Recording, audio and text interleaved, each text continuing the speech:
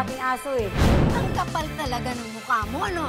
Yung aso ko, kinatay mo, hindi ko na nalaman. Sarap ng aso ni Lourdes. Ayan o, kainin niyo yan o.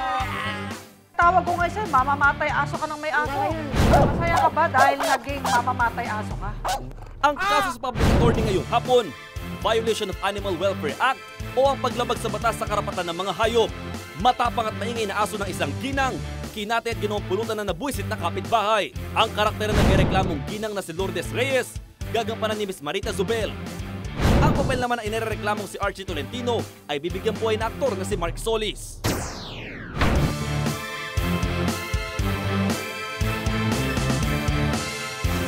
Maingay at nakataling si Bantay, inasusena at ginawa pang pulutan ng kapitbahay.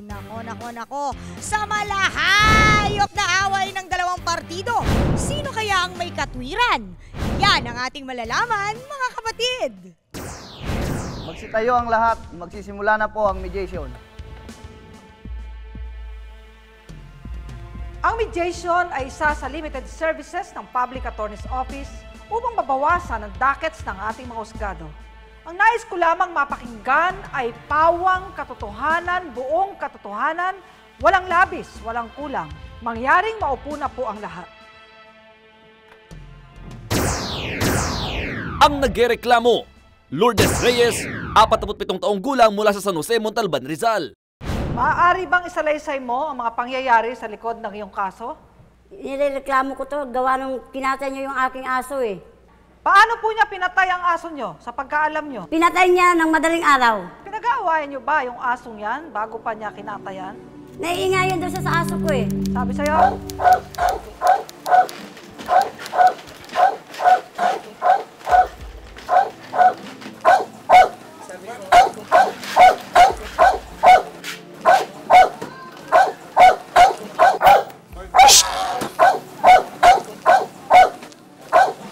Aling Lourdes!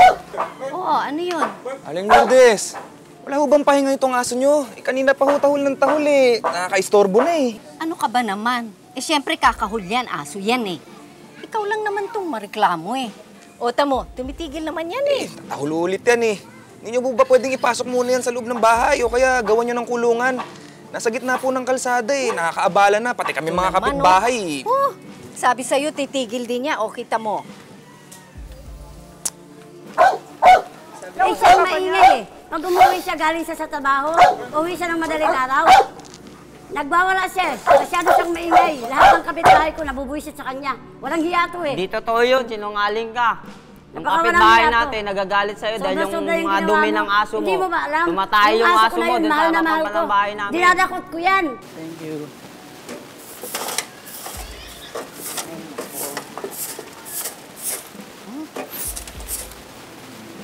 Kung marunong ka mag-alaga ng aso mo, lagay mo sa kulungan, yung aso ko dati kong tinatali dahil sa pinto, nakakawala dahil yung aso bantayan mo. sa mga magnanakaw. Paano kung nakagat ako ng aso mo? Pagamot Magagamot kita. mo ba ako? Ipagamot kita kung Oh. kinagat. Hindi ka Buti naman kinagat. nakapatalon ako. Kung nakashort Sandali, pala ako. sandali. Wala kang kinagat, Sandali hindi po, ka Mang kinagat. Archie, gaano po kalapit ang bahay niyo sa bahay ni Archie? Kapitbahay ko lang siya, ma'am. Saan mo ba tinatali ang asong ito? Dati kong talian doon talaga sa may pintuan ko. Talian ba ng aso yung pintuan namin? Malayo naman, hindi naman sa Malayo ba pintuan yun? nyo. Nangababa Pintuan ko dito tali lang ng naman sa aso mo? gilid. Yung mang bahay Dapat mo, Aling natatali mo Lourdes, sa loob ng bahay katabi-katabi. mo, May ba gate yung ako sa man doon, pintuan dito namin? lang sa gilid. Pag sinarado ko yung gate, nakapasok naman yung aso ko. Kaya lang talaga naiingayan sa pagdating. Pwede bang Walang drawing iya, mo kung paano sinungaling yung eh. pwesto ng bahay mo sa bahay niya at saan mo tinali? Minsan Bigyan ka natali na mo isang pa sa malinis bintana na papel. namin. Mag-drawing ka dito sa lamesa kung paano ang bahay niyo at kung saan mo tinali ang aso. Sige. Ito. Ay, ito. Pinaka... O yan, sige, naintindihan ko na. So, lumilitaw. O, tama ba to, Archie? Opo. Tama? Opo. Andito yung bahay mo, andito bahay ni Lourdes. Ito, gate mo, pinto Opo. mo, gate niya. Ang aso nandito. Opo. O yan, o sige, naintindihan na natin lahat ngayon. May galit ba sa'yo itong si Archie, Aling Lourdes? Talaga may galit siya doon dahil sa aso. Dahil hindi siya makatulog sa gabi. Eh, wala akong magagawa eh. Alaga ko talaga yun, ma'am eh. Bakit ka nag-aalaga ng aso? Kasi maraming magnanakaw sa amin eh. Yung bantay ko talaga yun, ma'am. Bantay mo. Bantay ko talaga. Siya walang aso. Siya walang aso. Paano Nung niyo umuwi nalaman na siya ang pumatay ng madaling araw? Mismo sa kapitbahay ko, nalaman ko. Kay Man Tomas. Nakita ko, kinatay ni Archie. Pinaluto pa nga niya sa akin ng adobo. Ang sarap! Ano? Oo! Nakatawa yung mga kapitbahay ko. O wala na siyang aso. Kaya pala malinis. Masarap! Ayos yan! Wala namang gugulo sa labas niya na. Tingnan, grabe. Pag pumapasok na lang ako pare, lagi. Hindi ka na maiistorbo, paring Archie. Siyempre! Sarap ng pulutan natin ngayon, oh. Ayos pagka-adobo ko yan. Oo. Oo, ayos yan. Wala namang gugulo sa akin yan lagi. Tingkumada na lang ako. Grabe. Wala na akong bantay doon. Kaya hindi ko makalimutan yan. Mahal na mahal ko yung yung mga aso ko kapitbahay talaga mo, eh. napoporisyo Hanggang ngayon, din sa iniiyakan tayo ko ng yan. aso mo. Sa totoo lang. Hanggang ngayon, iniiyakan ko yan. Kakambal ng buhay ko yan. Tama lang yung mawalang aso mo. Sobra. Ay, sa aso mo, pag hindi siya lasing, mabait siya. Pag hindi siya nakainom, hindi naman kasi kami nagbabatan. Simula nung pinatay niya yung aso ko eh. Nabubuisit ako sa kanya. Sinabihan na kita, di ba? Ilang taon na Noong ba kayo January 28, magkapitbahay? Sinabihan na kita. Wala pa namang 1 taon. Pero nung una, mabait siya sa'yo. Mabait naman niya sa akin. Kaya lang talaga, nagkaroon ng kami ng gap ng dahil sa aso. Kinausap ka ba niya? Hindi niya kasi ako kinausap eh. Bigla Kinausap lang niya kita. pinatay eh. Dinededma mo lang ako eh. Kinakausap kita eh. Ano ba pangalan ng Wala aso kang mo? pakialam eh. Bantay. Bantay. Oo. Anong lahi ba yung aso mo? Askal lang Kinagat yun, ako ma'am. ng aso mo. Askal. Askal Saan mo lang. yan Pagamot nakuha? mo ba ako? Mahal na mahal ko talaga yun eh. Ang anak ko, iniyakan talaga yung ma'am eh. Niyakan ng mga bata. Ilan ba anak mo? 7, ma'am. Ano sabi ng mga anak mo? Iniyakan na ang mga anak ko eh. Mama, wala na tayong aso. Nung gagawin ko, wala tayong magagawa. Pinulutan na eh. Yung ba'y binili nyo o bigay lang sa inyo? Bigay lang po. Sino nagbigay sa inyo? Yung kaibigan ng asawa ko. Si Binigay. Mandy.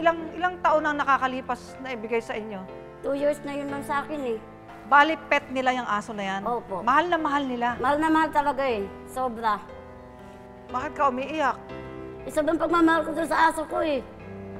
Mahal mo nga yung aso mo. Alagaan mo. Mo ng kulungan. Hindi ko talaga makalimutan yan hanggang ngayon. Sobra. Di, kung paanong iyak mo ngayon? Siyang iyak ng mga anak mo? Opo. Di ba sabi mo, Sabihan na kita yung aso Aling mo eh, Lourdes, tabi mo marami eh. magnanakaw doon? Marami. Bakit kaya hindi sa loob ng bahay mo na lang tinali si Bantay? Bakit Nakapasok sa labas? loob din yun ma'am. Kaya lang, siyempre sa gate ko, kumbaga nasasagi talaga yung pinto nila. Kasi yung pinto nila yero eh.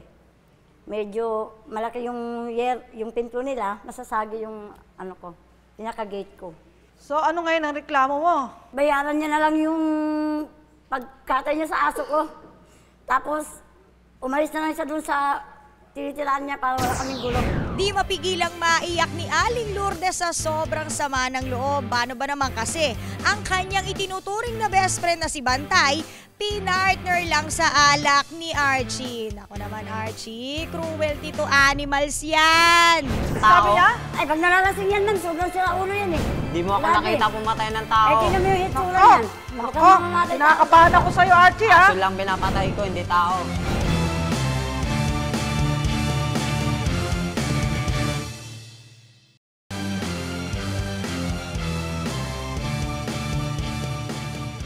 Ang nireklamo, anong pangalan? Ang inireklamo, Archie Tolentino, 24 na taong gulang mula sa San Jose, Montalban, Rizal. O sige, isalaysay mo nga. Yung Kung aso ano niya ang po, nangyari? Sinasabi ko po sa kanya yung aso niya noong January 28. Sinabi ko po, yung aso mo, ilagay mo sa loob ng bahay mo, ikulong mo. Hindi nyo po ba pwedeng ipasok muna yan sa loob ng bahay o kaya gawan nyo ng kulungan? Nasa gitna po ng kalsada eh. Nakakaabala na, pati kami mga kapitbahay. Sabi sa'yo, titigil din niya. O, kita mo.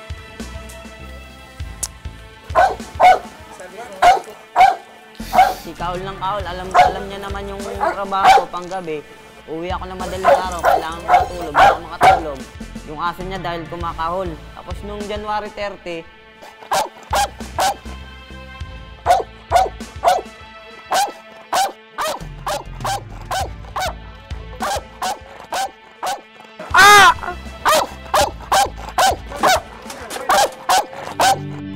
dinakma ako sa binti. Oh, Buti nakapantalon ako. Paano kung kinagat ako ng aso niya, papagamot niya po ako?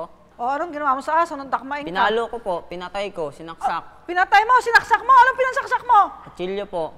Saka paano ka Wala nagkan yan ng eh. kutsilyo? Nasa labas ka ng Pumasok po bahay. ako sa loob ng bahay.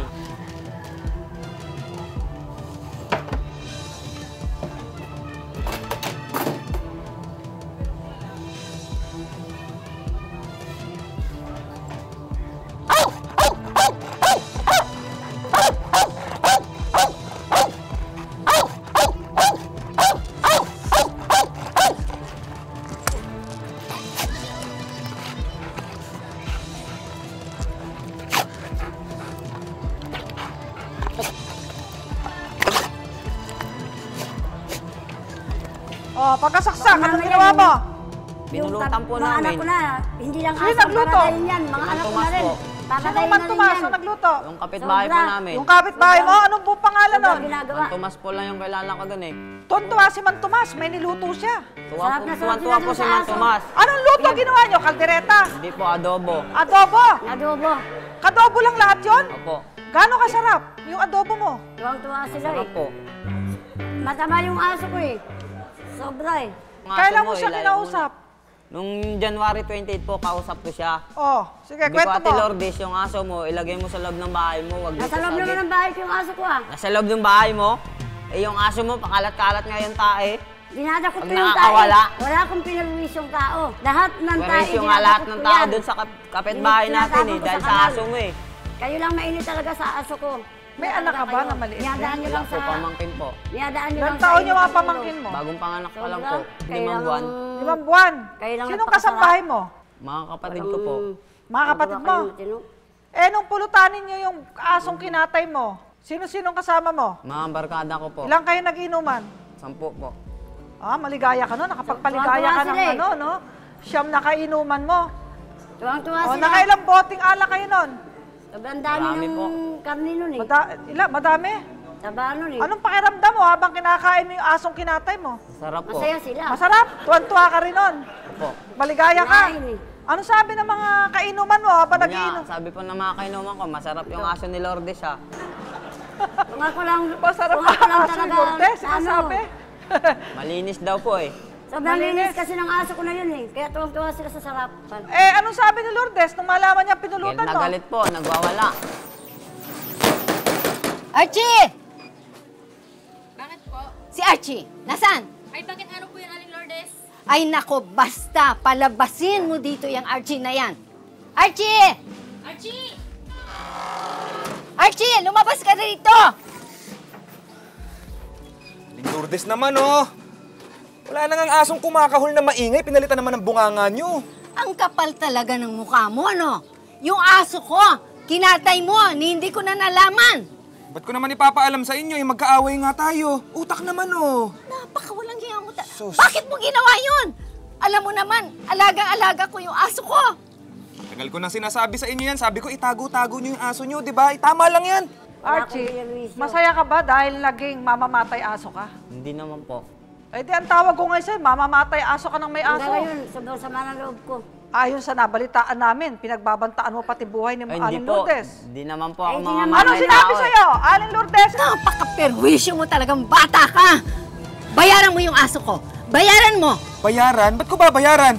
Ikaw, pag hindi ka pa tumigil dyan, pati yung mga anak mo, kakatayin ko na rin, ha?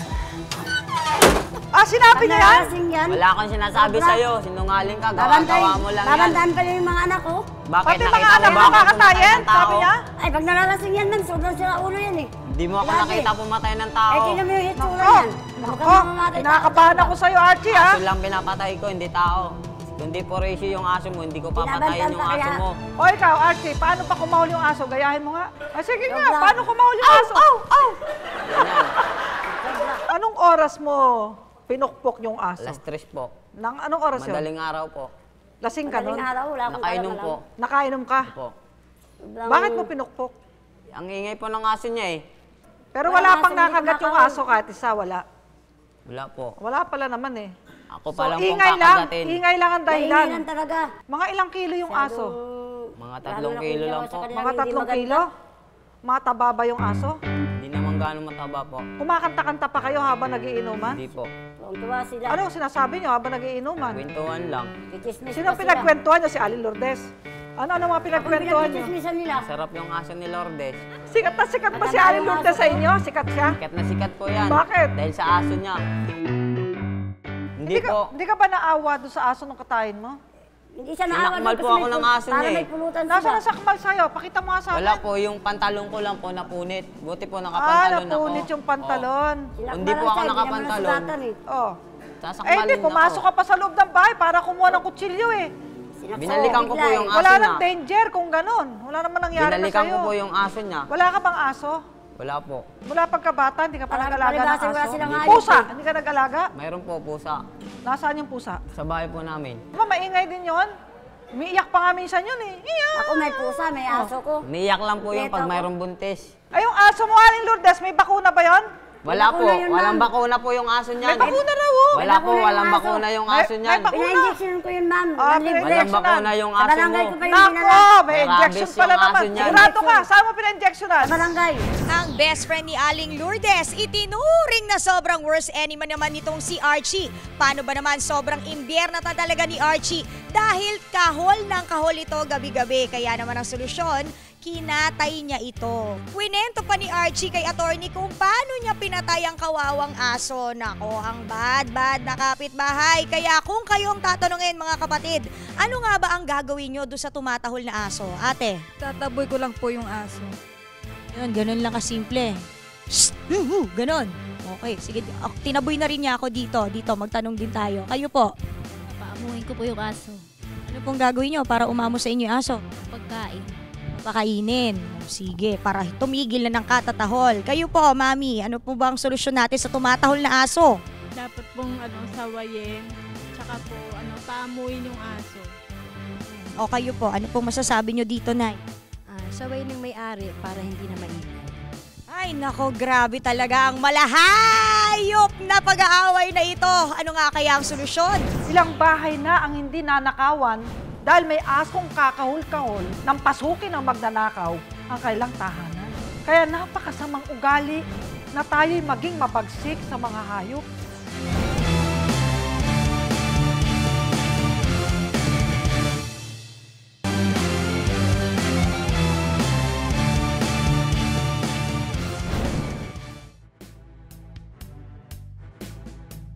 Dahil sa pagkatay ni Archie sa alagang aso ni Lourdes, pwede siyang ireklamo ng paglabag sa Animal Welfare Act. Nakasaad sa Section 6 ng nasabing batas na mahigpit na ipinagbabawal ang pananakit, pagpapabaya, di maayos na pagtrato o pag-aalaga, paglabanin at pagpatay sa hayop.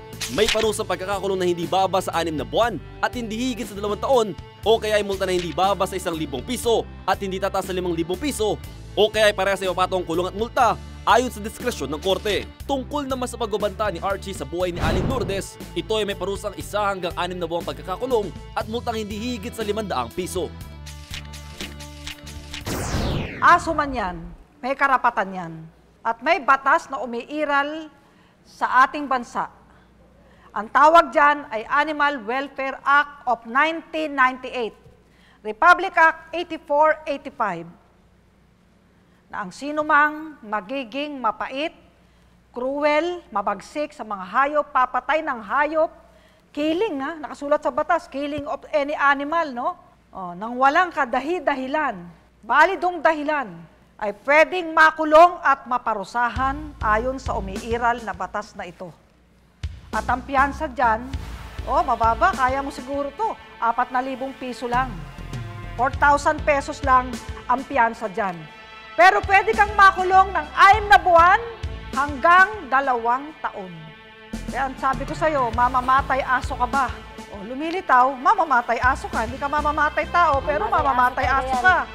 Ang mangyayari dyan, pwede kang maaresto, pwede kang makasuhan, makulong at maparusahan ng ating hukuman. At ang nag-aalaga naman ng aso, kapag nakakagat yung aso mo na yan, gagala-gala yan, ayon naman sa Kodigo Sibil, pwede kang magbayad ng damages kapag ang aso mong ito ay nakakagat o nakaperwisyo ng mga tao. Ilang bahay na ang hindi nanakawan dahil may asong kakahol-kahol, nagising ang may-ari ng bahay nang pasukin ang magnanakaw ang kailang tahanan.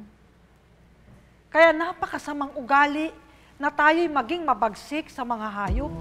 Dahil ang mga hayop na ito, ibinigay ng Diyos sa atin, tamang tayo ang may kapangyarihan sa kanila dahil mas matayog ang ating isip, pero sila ay dapat nating alagaan at proteksyonan. Kaya tinatanong ko kayo ngayon, Aling Lourdes, asunto o areglo? Areglo na lang, ma'am. Anong gusto mong areglo? Bayaran niyo na lang yung yung aso ko. Magkano? Kung anong kaya niya, bilang kapitbahay. Nandun na yun eh, patay na yun eh. Tapos umalis siya doon? Umalis siya doon. Para matapos na ako, manahimik na rin ako. Archie, asunto o areglo? Areglo na lang po. Anong areglo mo? May Bayaran ko kondisyon na siya. lang po yung aso. Magkano babayad mo? 500 po. Alit naman. 500 lang. 3 kilong karne yun. Special na karne yun. Sabi mo nga, napakalinis. Magkano na 1 kilong baka ngayon? 500? Yun lang kaya mo? Opo. Aalis ka sa lugar na yan. Ayaw na sa'yo. Saka na uuwi. Saka na uuwi pag alis mo Hahanap dyan. po ng ibang upahan. Kailan ka magbabayad? Pag-uwi po namin. Pag-uwi. Opo. Babayaran mo siya. Aling Lourdes, okay ba sa'yo 500? Okay na po yan. Wala na rin ma'am yung aso ko eh. Pag hindi nagbayad, asunto. Aling Lourdes, asunto. Kulong, hanggang 2 taon. Piyansa, 4,000. Mas mahal pa yung piyansa. Wag mo nang uulitin yun. At yung sinasabi mo, Aling Lourdes, na ang banta niya ay isusunog niya. Mga anak ko. Ang mga anak mo sa aso. Sinabi ba talaga niya yan? Opo. Nung malasing siya, Anong oras niya sinabi? umaga. Kailan? Abang sila nagpupulutan doon. Pagkatapos ng pulutan nila, Aba, grave threat yun ah. Wala pa ako Pwede kang sinasabi makulong sa ng kanya 6 na po. taon. Nako, prisyon. Correctional yan. sobrang kalasingan niya Grave yun threats, ma'am, Article 282 of the Revised Penal Code, pananakot. Baka nga Kailan po yung mapagkamala mo nagsasabi aso nun? yung mga anak niya. Eh, ikaw nga Hindi po umalis na ako kaya sa lugar na mamamatay yon. tao. Hindi po ako mamamatay tao. Hindi ka nga mamamatay lang tayo. Kung nalalasing ka, wala ka sa sarili. Mamamatay aso nga lang daw siya. Marunong din ako tumingin sa kapwa. Humingi ka ng tawad kay Aling Lourdes. Lourdes, pasensya na po. Mga ginawa ko sa'yo. Paano ka hihingi ng tawad sa aso? Patay na. At meron pang isa, yung aso na yon, pet ng mga anak niya. 4 na menor de edad. May isa ka pang kaso. Pag hindi ka nagbayad, child abuse. Dahil kapag ang laruan o alagang hayop ng isang bata o menor de edad ay kinuha mo, pinatay mo, tinago mo, inagaw mo, child abuse yun. O, hahaba pa sentensya mo, napakarami sentensya ang aabutin mo kapag hindi ka nakipag-areglo kay Aling Lourdes. Tumupad ka sa pangako mo, ha? Opo. Tawagin na natin si Attorney Juliero para sa inyong kompromiso. Kami na nakalagda sa kasunduang ito'y napag-usapat na pagkasunduan ang mga sumusunod. Una, nangangako si Archie Tolentino na babayaran niya si Lourdes Reyes ng halagang 500 piso ngayong araw ding ito. Nangangako rin si Archie Tolentino na aalis na siya sa bahay na kanyang inuupahan na kapitbahay ni Aling Lourdes. Kapag hindi tumupad sa usapan si Archie Tolentino, ay itutuloy na ni Aling Lourdes ang mga kaso na maaaring isampa laban kay Archie. O, Nay, sang-ayon ba kayo doon sa napagkasunduan? Okay ba sa inyo yon? Para po kay Ann Lourdes, dapat po yung tali ng kanyang aso, hindi masyado mahaba para hindi lumabas ng bakuran niya, para hindi makaperwisyo. Tapos yun po yung ingay naman na nireklamo ni Archie, kung hindi makinig si Ann Lourdes, barangay, kunyari yung sa barangay nila, dun siya magreklamo para kumbaga may mag-aayos sa kanilang dalawa sa problema nila. Hindi yung parehas na mainit ang mga ulo nila. Kayo po?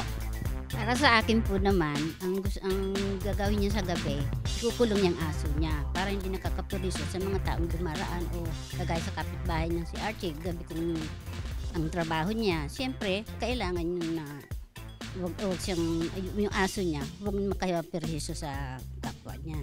Okay, dito naman tayo. Tingnan ko nga yung mga kapatid natin dito kung okay pa. O ano, kuya, kamusta ba? Ako, dog lover din ako. Pagka nakakita ako ng asong nakatay, masakit din para sa akin.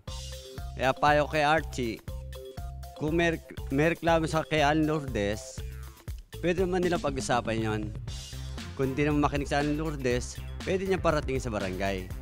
Lagi po nating tatandaan na kung tayong mga human beings ay may human rights, ang ating mga alaga naman ay merong animal rights. Isa pa, walang problema na hindi nadadaan sa mabuting usapan. Ang taong mabagsik at mabalasik sa hayop ay mapait din sa kapwa-tao.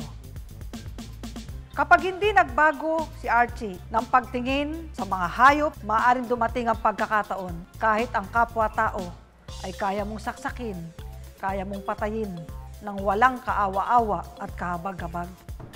Kaya pagkakataon ito para mapagnilay mo, Archie, na ang mga hayop ay may buhay din kagaya natin. Kaya kung meron tayong dapat gawin, lagi nating iisipin, ito ba'y labag sa karapatan ng aking kapwa-tao? Labag ba ito sa karapatan ng kapwa ko nilalang lamang? Ang ating buhay ay hiram na hindi dapat wasakin ng sinuman. Kaya lagi nating tatandaan, pagdating sa batas, lahat patas. Ito ang inyong public attorney. Tapos na po ang ating mediation. Nay Lourdes, anong nararamdaman mo ngayon? Okay na yung pakiramdam ko. Kahit pa paano ba, naibsan yung sama ng loob mo? Medyo nawala na yung sama ng loob ko at nailabas ko na. Pero sa nangyaring sa'yo na ganyan, sa tingin mo ba mag-aalaga ka pa ng aso ulit? Pag meron akong nakuhang magandang aso. Archie, ano nang natutunan mong leksyon? Magpapakabait na po ako sa mga hayop.